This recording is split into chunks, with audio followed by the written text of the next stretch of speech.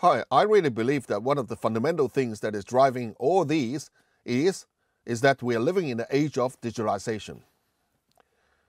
Well, guess what? Digitalization as a word is not new to me because when I was doing my doctorate some 30 to 35 years ago, that word was also around. At that time was about office automation. It's about scanning paper-based documents into an electronic form. It's also about imaging those forms so that it can be searched after optical character recognition can be searched by search engines. But today, the term is coming back and haunted in a big way. So why is it different, and how is it different these days? Well, firstly, I would say that today's digitalization, we are talking about massive volume of data being digitized, and they're already here, and they will continue to explode in terms of speed and also in terms of volume. Second, this growth is phenomenal. Some people say that the growth is almost paralleling what we see in hardware. In other words, Moore's law, where every 18 months we see hardware costs tumbling down by half, and the power, it's a twofold increase or even more. Thirdly, because we are living in a digitalized world, everything is digital. So in other words, it's quite easy to combine things, and quite easy to disassemble things as well. Things can be combined and form. If you're talking about applications in the App Store, things can be combined to form the higher order applications easily, and we can plug in and plug out any types of things that we want. So things can be combined. There's a combinatorial effect in escalating the impact of this kind of digital things, typically software. Furthermore, I'd like to revisit, exactly what do we mean by digitize?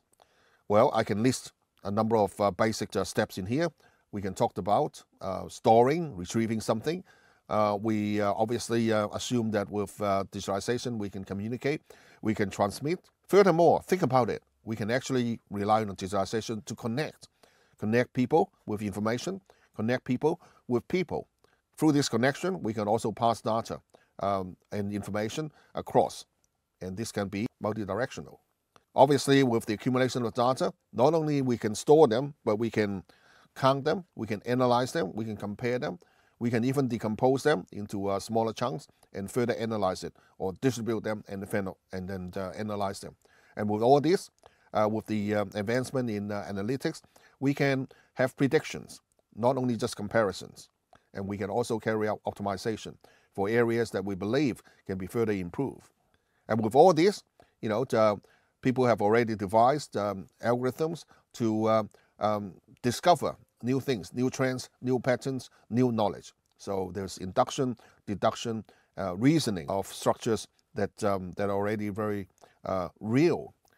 With digitalization, we can also simulate the enactment of scenarios, simulate the visualization of certain objects, which otherwise in reality may be too expensive or too difficult to do.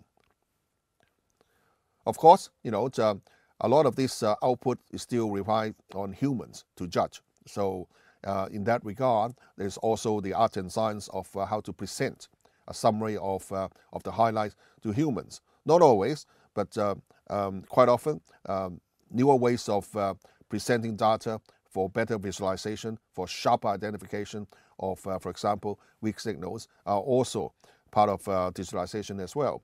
So through a combination of these things, I would say that the sky is the limit for us to imagine, what digitalization can do for us. Well, I suppose Web 2.0 is a good example to illustrate about the power of digitalization. Clearly, over the years, we have seen that a lot more interactiveness has been enabled through Web 2.0. A lot of multi-directional flow between nodes, whether these nodes are people, information, or whatever. And there's a huge volume of data, and rapid accumulation of data coming through as well. Then comes cloud computing, and I would say that the cloud plays the magic of being the canvas of collecting the data, analyzing the data, and even making decisions to act upon the results of analyzing the data. Now, I'll take you through a simple reframing of the cloud so that you can better understand about the real power of the cloud, a lot more than just storage and retrieval. Most people would consider the cloud as a farm of computers that are being connected together and store a lot of data and information. That is true. That is obviously true. But think more. A cloud is not a cloud unless it has software in it. A cloud is not a cloud, well, surely not a successful cloud, unless there are people using it. So therefore, I would argue that the cloud actually connects computers, data, and people at a massive scale. The people is the interesting element. Well, there are three connections inside the cloud, typically. Firstly, is the machine-to-machine connections. Well, these are the the hardware connections linking the machines together. Secondly, is the people-to-machines. Why? Because people use the software inside the cloud. So they are automatically, linkages between people and software that are stored in the cloud.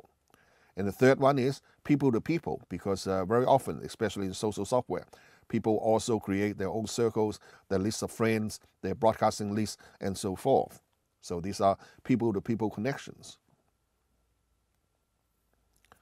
Well, what are the roles for human beings in the cloud with these connections? Well, I would say that, of course, the sky's the limit here, but we can explore several common roles.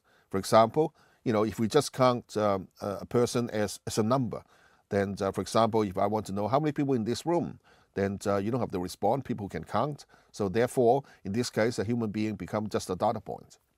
If I ask questions like, how many of you like Western food? How many of you are driving an orange car? Things like that, questions like that. Then when you react, the human being actually becomes a sensor, a sensor responding to a question that is being put out to them. And of course, on the high end, all human beings wants to be remain as human being and being an intelligent processor. So in other words, we design the algorithms, we decide on what to do, and we drive the machines and also the algorithms in the cloud and everywhere to enact on whatever we instruct them to do.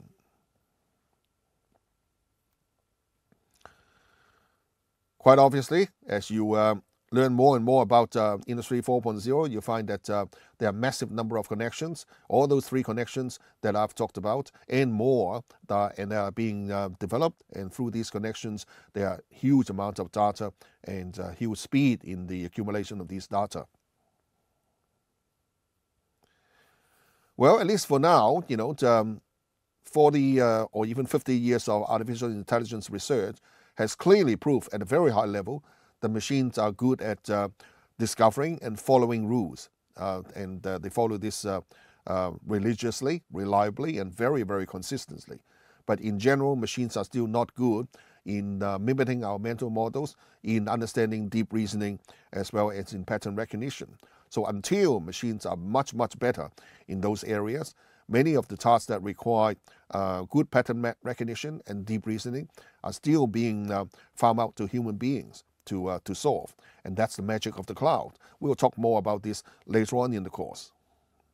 Now, you don't just have to listen to my view about digitalization, because digitalization is all of us now. I have the pleasure of talking to two experts on digitalization, and I'd like you to listen to their views as well. First one is Mr. Eric Hunter, and he's the author of the book, The Sherlock Syndrome. And he talks to us about his view on digitalization. And secondly, it's Dr. Bonnie Check, and she's an expert in digital literacy. Again, Dr. Check and also Mr. Hunter, they both share their view on digitalization and how digitalization is affecting us in our personal lifestyle and also in the workplace. I hope you enjoy those videos. Mr. Hunter, thanks for coming in. Thank you so much for having me. Well, wonderful. How do you assess the current trends in the age of digitalization in terms of, for example, social media, corporate assets, and personal assets?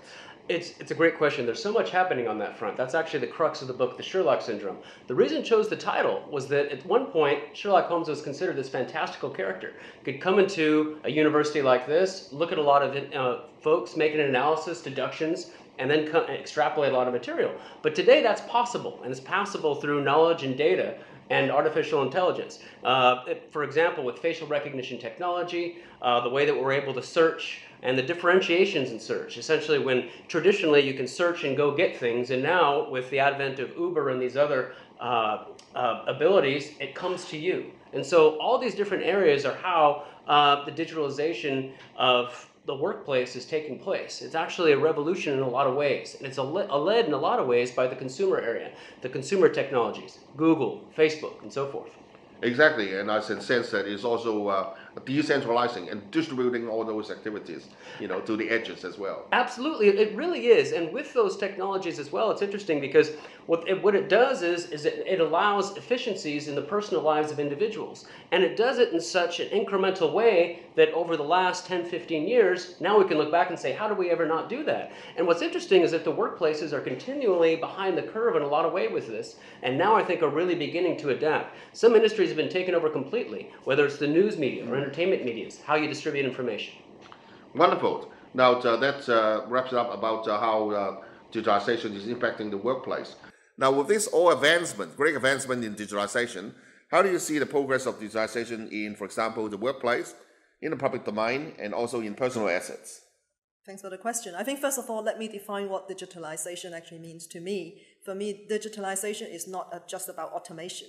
It's not just about doing things faster and better in the same old way. Digitalization means to me digital transformation. And that's about doing things differently, creating new business model, creating new value for customer or employees. So with that said, I was thinking about what does that mean in terms of for personal life, in the public domain and in the workplace. So let me start with personal lives, right? So if you talk about day-to-day lives of every single one of us, digitalization actually changed how we actually consume and experience information. So first of all, it's all about mobile in the personal life. It's a mobile first concept. It's about the user experience coming first. And it's also about getting search and making search very easy and getting recommendation very easy, and about connecting with people and communicating in a totally different way. So that's in the personal space. In the public space, I'm thinking more about citizenship and government. Right, so in terms of thinking about smart cities, how we actually use digital to run the city better and in a more efficient way, whether it's about energy consumption or parking space, resource allocation. And in terms of also citizenship and citizen engagement, how do you engage with your citizen? How do you communicate and connect with your citizens? So those are opportunities where digitalization actually helps. In the workplace, it's even more exciting. It is about changing the way we work and using digital technologies to rebuild a different type of relationship amongst employees and also between employees and the senior management. So I see lots of opportunities there and lots of progress that's being made in those spaces at different levels of progress, I have to say. Wow, definitely fascinating to hear about that.